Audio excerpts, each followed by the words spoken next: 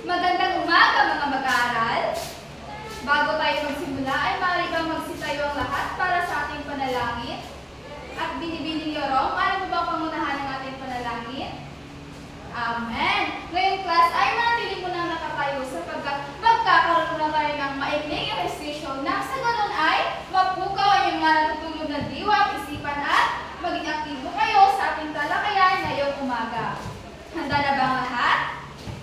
Ngayon ay may ihanda ko itong isang video at ang gagawin niyo lamang ay sundin ang bawat galaw nito.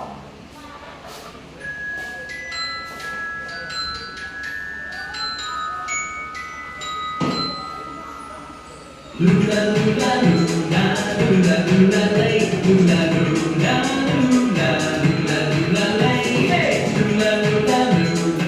Ayan, nasiyahan ang ehersisyo bang lahat? Mabuti naman kung ganon.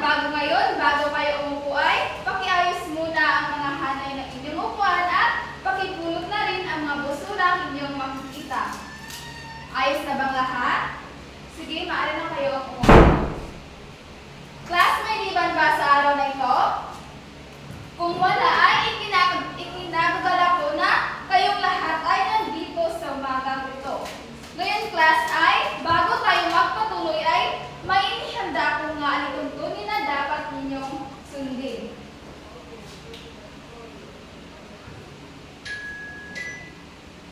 Basahin ng sabay-sabay. Ayan, maliwanag ba ang ating alituntunin class? Mabuti naman kung ganon. Ngayon class ay bago tayo magpatuloy sa ating bagong paksa na tatalakayin ngayong umaga ay magbabalik-aral muna tayo. Sino pa sa inyo class ang nakaalala kung ano ang huling paksa na ating tinalakay? Sige, Yorong. Tama! Talagang napaka-talas ng iyong memorya. Ang paksa ang ating huling tinalakay class ay tungkol ito sa pamamahayag. Ngayon class ay sa punto ito may inihanda akong isang gawain. May ipapakita ako sa inyo mga larawan at ang nais kong gawin ninyo ay suriin at hulaan kung ano ang ipinapakita ng larawan. Sa unang larawan class, ano kaya ang ipinapakita nito? Sino sa inyong may ideya? Sige, Marcosa. Tama, ito isang paaralan. Sa pangalawang larawan naman, sino ang may ideya kung ano ito? Sige, Surosa. Ito ay mga bahagi ng pahayagan. Tama. Ngayon, class, base sa mga larawan na makikita o sa mga salitang inyong nabuo mula sa mga larawan, ano kaya sa tingin nyo ang magiging paksa natin ngayong umaga? May ideya na ba kayo? Sige, Palomar. Tingnan na natin kung tama ba ang iyong sagot.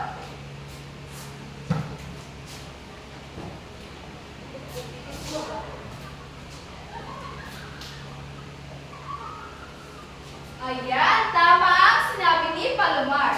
Ang paksang ating tatalakay ngayong umaga class ay tungkol sa mga bahagi ng pamparalang pahayagan. Dahil dyan, bigyan natin ng may tama class si Palomar. Ayan class, ngayon bago tayo magpatuloy ay narito muna ang mga layunin na dapat ninyo makamit pagkatapos ng ating talakayan. Basahin ng sabay-sabay. Ayan, maraming salamat. Ngayon class, pamilyar ba kayo class sa pampaaralang pahayagan? O sa English ito ay tinatawag na campus journalism. Pamilyar ba kayo rito? Kung ganoon, sino na sa inyo ang nakasulat nito? Sige nga, dahil may ilan na sa inyo ang nakasulat nito, may ideya ba kayo kung ano ito? Sige mo, Ann. Tama! Ang isang pampaaralang pahayagan class, ito ay isang publikasyon na inilalathala sa loob ng paaralan upang magbigay ng impormasyon, opinyon at magbigay aliw sa mga mag-aral, guro at iba pang miyembro ng paaralan. Makikita mo rin dito class ang mga anunsyo at balita tungkol sa mga nagaganap sa isang paaralan.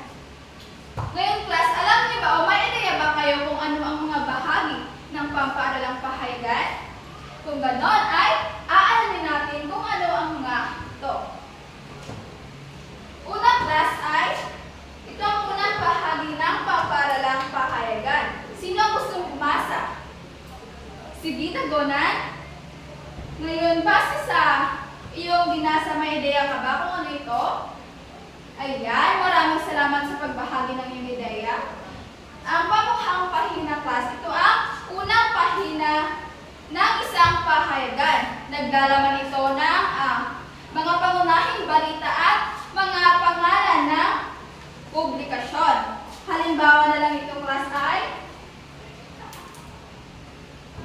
ayan. Yan ay isang halimbawa ng pamukhang pahina kung saan makikita natin rito ang mga pangunahing balita at ang pangalan ng publikasyon. Ang pangalan ng publikasyon nito ay ang Balawas.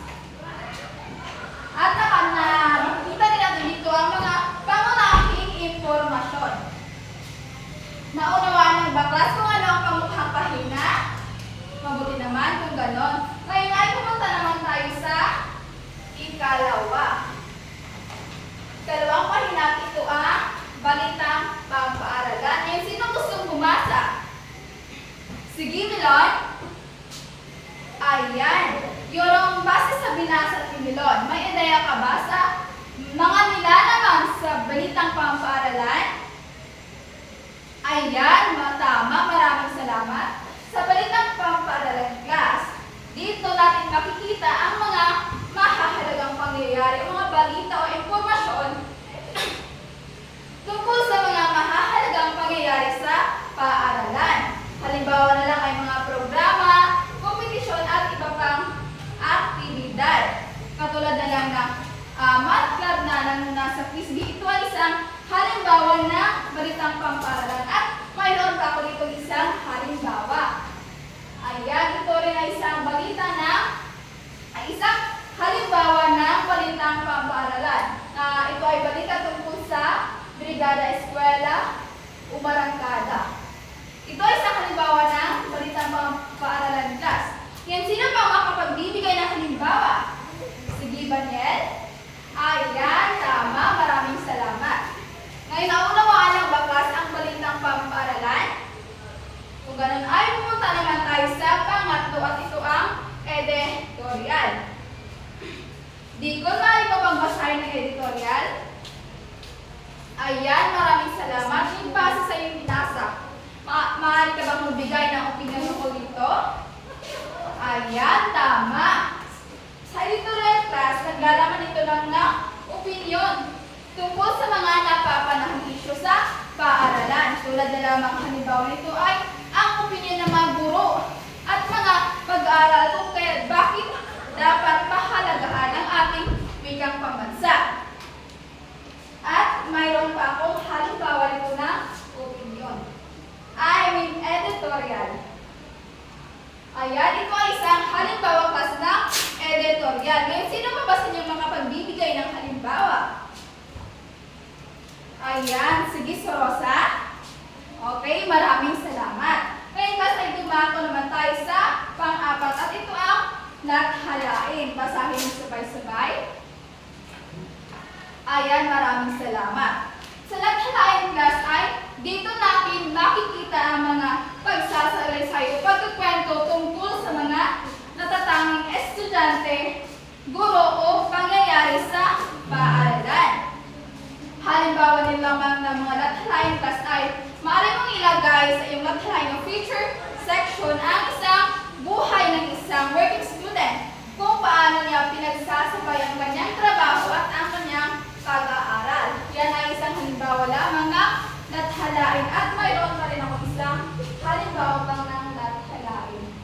Ayan. Yan ay isang halimbawa ng lathalain class. Nauunawaan ba? Mabuti naman kung ganon. Ngayon class ay dumako naman tayo sa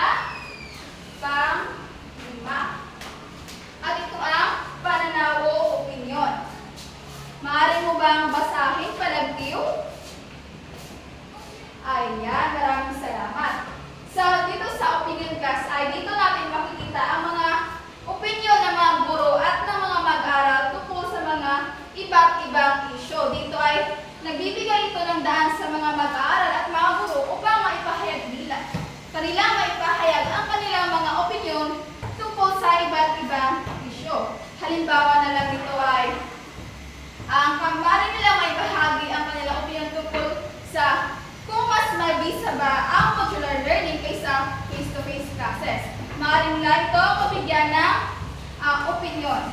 At isa pang halimbawa class ay ito.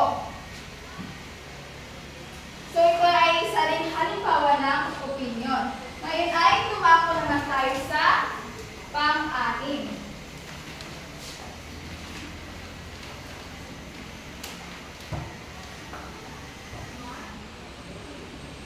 At ito ay ang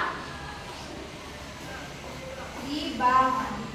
Ay sa balitang pampalakasan. Maaari niyo bang basahin ng sabay-sabay? Ayan, maraming salamat. Sa balitang pampalakasan class, dito nakapaloob ang mga balita tungkol sa mga sports, mga kompetisyon at iba pang mga balita tungkol sa mga palakasan sa loob ng paaralan. Halimbawa na lang ito class ay ang kakatapos lang na sports fest natin. So maaari mong mailagay sa ating pamparalang pahayagan dito sa balitang pampalakasan o sports section kung ano-ano ang mga kompetisyon na nangyayari sa sports fest at kung sino-sino ang mga nanalo ito. Ayan. Sino pa sa inyo ang makapagbibigay ng halimbawa ng balitang pampalakasan? Si Digon daw? Ayan, tama. At mayroon pa rin ako halimbawa rin na nagkasalita. Ayan, ito ay isang halimbawa na balitang pampalakasan kung saan binabalita dito ang isang estudyante na nagkaroon ng golden medal. Naunawaan ng baklas? Kung gayon ay dumako naman tayo sa agham teknolohiya. O ito ang Science and Technology section. Maaari mo bang basahin, Guyha? Ayan, maraming salamat sa pagbasa. Melon, maaari ka bang makapagbibigay ng opinyon tungkol sa agham teknolohiya? Yan, maraming salamat. Dito sa agham teknolohiya class, dito natin makikita ang mga iba't ibang impormasyon tungkol sa agham at teknolohiya na may kinalaman sa paaralan o edukasyon. Halimbawa na lang ito ay ang mobile phone app, kung ito ba ay nakatutulong sa online learning. Ayan ay ilan lamang sa halimbawa na agham at teknolohiya. At meron pa isang halimbawa. Ayan. Isang balita tungkol sa bituin isinilang sa Earth. So ito class ay isang halimbawa ng agham o napabilang ito sa agham at teknolohiya. Ay dumako naman tayo sa pang-walo. At ito ang libangan. Ayan, maaari niyo magbasahin ng sabay-sabay. Ayan, maraming salamat. Dito sa libangan class, naglalaman ito ng mga tula, kwento, bugtong, comics, at iba pang mga malikhaing sulatin na naglalayon itong magbigay aliw sa mga mambabasa. Makikita mo rito ang iba't ibang mga palaro na nalalagay sa isang pahayagan at naglalayon ito na magbigay aliw sa mga estudyante o iba pang mga guro at mga mambabasa. Ngayon ay ang panghuli ay ang anunsyo at patalastas. Sige, maaari mo bang basahin, Daniel? Ayan, maraming salamat. At Miljon, maaari ka bang makapagbigay ng iyong idea tungkol sa anunsyo at patalastas? Ayan, maraming salamat. Sa anunsyo at patalastas kasi ito ang huling pahina ng isang pampaaralang pahayagan. Dito ay naglalaman ng mga anunsyo tungkol sa mga kaganapang mangyayari pa lang sa isang paaralan. Halimbawa na lang ito ay ang mga schedule ng mga midterm exams, mga final exams, at ang iba pang mga programa na paparating sa o mga kaganapan na gaganapin sa isang paaralan. At isang halimbawa rin ito ay ang isang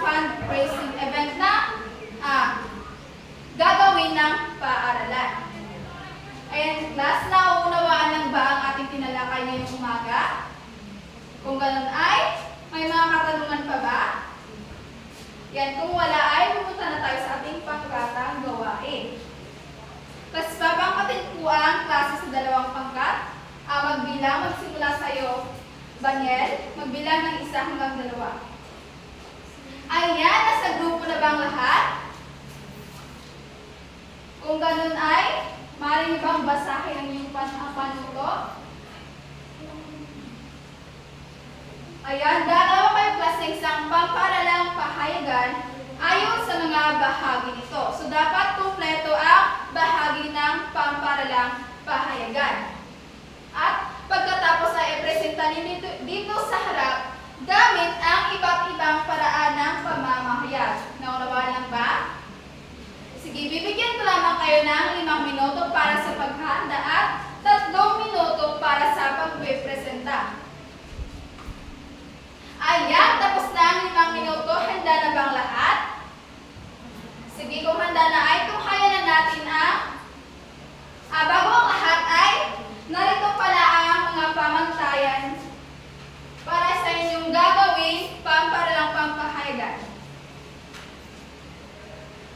Ayan, simulan na natin ang presentasyon ng unang pangkat. Ayan, napakahusay unang pangkat talaga. Pinaghandaan niyo ang inyong presentasyon. Ngayon ay tunghayan naman natin ang presentasyon ng ikalawang pangkat. Ayan, napakagaling. Talagang hindi rin magpapahuli ang ikalawang pangkat. Ngayon, class, gusto niyo bang malaman ang mga puntos na inyong nakuha? Okay, dahil pareho kayong magaling at talagang naipresenta ninyo ng maayos ang inyong mga gawain ay nakakuha kayo ng 50 points o ng kabuuang puntos. Dahil dyan, bigyan natin ng good job clap ang inyong mga sarili. Pagbilang ko ng 3, simulan. 1, 2, 3, 1, 2, 3, G-O-O-D, G-O-B, good job, good job. Ayan, ngayon class, may mga katanungan pa ba kayo? Kung wala na ay ako ang magtatanong sa inyo. Mayroon ako dito class na mga numero at bawat numero dito ay may katumbas na puntos. At kung sino man ang makasasagot ng aking mga katanungan ay magkakaroon ng puntos. Ayan. Para sa ating unang katanungan, magtaas lang ng kamay kung sino ang gustong sumagot.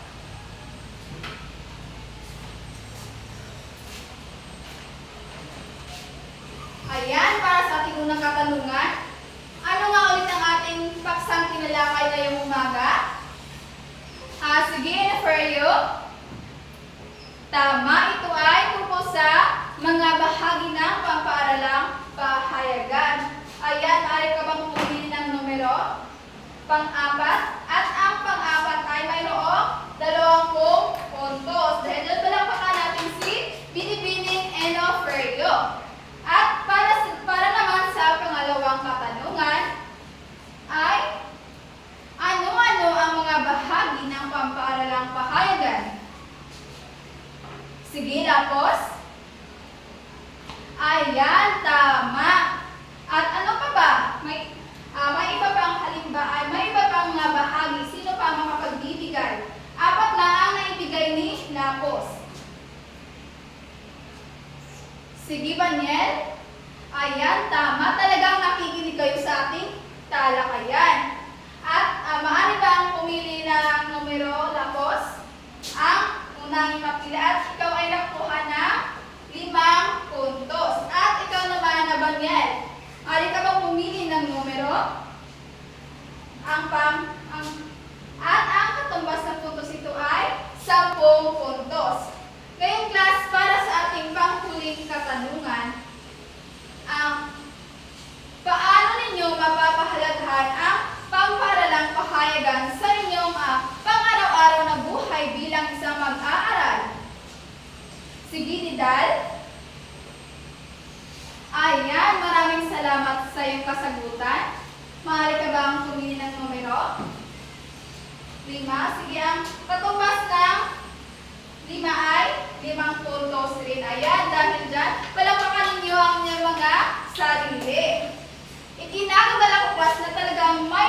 natutunan kayo sa araw na ito at ngayon ay tiyak kong handa na kayo para sa ating maikling pagsusulit. Ngayon class ay mayroon ko rito mga sagot na papel at pakipasa na lang sa likod. At bibigyan ko lamang kayo ng 5 minuto para sa pagsasagot nito. Ayan, tapos na ang 5 minuto. Ipasa na yung mga papel dito sa harap. Pagbilang ko ng 5. 1, 2, 3, 4, 5. Ayan, nandito na ba lahat ng inyong mga papel? Kung ganyan ako lamang ang magwawas ko nito. At ngayon para sa inyong takdang aralin